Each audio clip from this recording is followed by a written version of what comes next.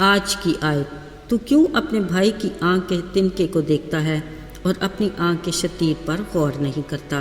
متی 7 باب 3 آیت۔ عزیزو، ایک ٹیچر نے سفید چارٹ کے ایک کونے پر بلیک مارکر سے ایک چھوٹا سا پوائنٹ لگایا، پھر اپنے آگے بیٹھے گروپ کو کہا، سب اسے غور سے دیکھیں اور مجھے اس چارٹ کے بارے میں بتائیے۔ سب نے چارٹ کو بغور دیکھا، پھر گروپ میں تقریباً سب نے ٹیچر کو بتایا، میڈم وہ کونے میں بلیک مارکر کا ایک چھوٹا سا پوائنٹ دکھائی دیتا ہے، بس، اور تو کچھ بھی نہیں۔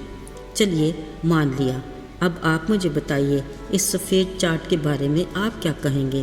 یقیناً ہم سب کا بھی یہی جواب ہوگا۔ جواب ٹھیک بھی ہے، پر حیرت اس بات کی ہے کہ صاف چارٹ کسی کو نظر نہیں آ رہا، مگر کونے میں لگا چھوٹا سا بلیک پوائنٹ سب کو دکھائی دے رہا ہے۔ عزیزو، اصل میں یہ ہے انسانی سوچ کی مثال۔ ہمیں مثبت کچھ دکھائی نہیں دیتا، مگر منفی فوراً سے ہماری نگاہ میں آ جاتا ہے۔ یعنی ہمیں دوسرے کی خوبیاں کم نظر آتی ہیں، مگر کوئی ایک بھی خامی ہو ہمیں فوراً سے دکھائی دیتی ہے۔ یہ ہے ہماری انسانی فطرت کی اصلیت۔ اس کے برعکس ہمیشہ خود میں خوبیاں ہی خوبیاں دکھتی ہیں، پر خامیوں کو ہم درگزر کر دیتے ہیں۔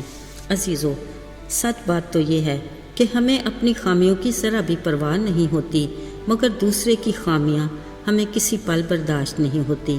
اس بارے خدا کے کلام میں یوں لکھا ہے، تو کیوں اپنے بھائی کی آنکھ کے تنکے کو دیکھتا ہے اور اپنی آنکھ کے شتیر پر غور نہیں کرتا؟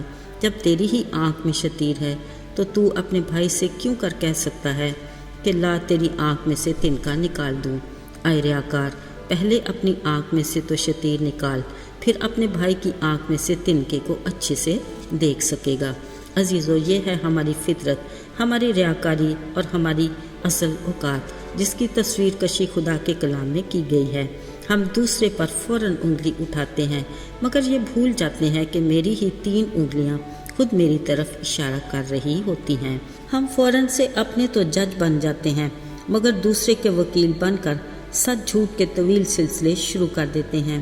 اس طرح کا رویہ خدا کو ناپسند ہے، اور ایسا سلوک خدا کے کلام میں بھی اس کی ممانعت ہے۔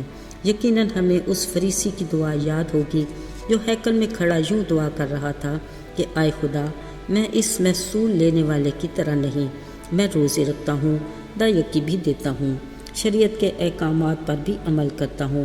غرض اس نے خدا کے حضور جتنی اپنی خوبیاں تھیں گنوا دیں، مگر بیچارہ محصول لینے والے نے اتنی بھی ہمت نہیں کی کہ اپنی آنکھ اور ہاتھ آسمان کی طرف اٹھا سکے، بلکہ دور کھڑا چھاتی پیٹ کر کہنے لگا، اے خدا مجھ پر رحم کر۔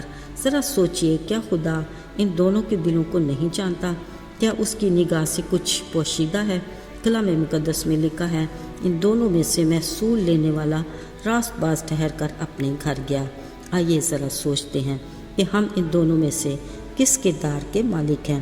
یہ بھی خیال رہے کہ عادل منصف خدا کا راست باز کے لیے کیا پیمانہ ہے۔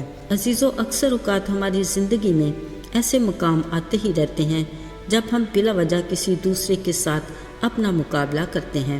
بہت کم ایسا اتفاق ہوتا ہے کہ کوئی دوسرا ہمیں اچھا لگے، بلکہ ہم ہر معاملے میں دوسرے کے مقابلے میں خود کو بہتر سمجھتے ہیں، جبکہ بطور مسیحی خدا کا ہمارے لیے فرمان ہے کہ دوسرے کو اپنے سے بہتر سمجھو۔ شاید ہم یہ بھول جاتے ہیں کہ ہمارا خالق جس نے ہمیں پیدا کیا، اس کی نگاہ سے ہمارا کچھ بھی چھپا ہوا نہیں۔ عزیزو، خدا کے بندے داؤد نے اپنے زبور میں کہا، اے خداوند، تو نے مجھے جانچ لیا اور پہچان لیا، تو میرا اٹھنا بیٹھنا جانتا ہے، تو میرے خیال کو دور سے سمجھ لیتا ہے، تو میرے راستے کی اور میری خوابگاہ کی چھان بین کرتا ہے، اور میری سب روشوں سے واقف ہے۔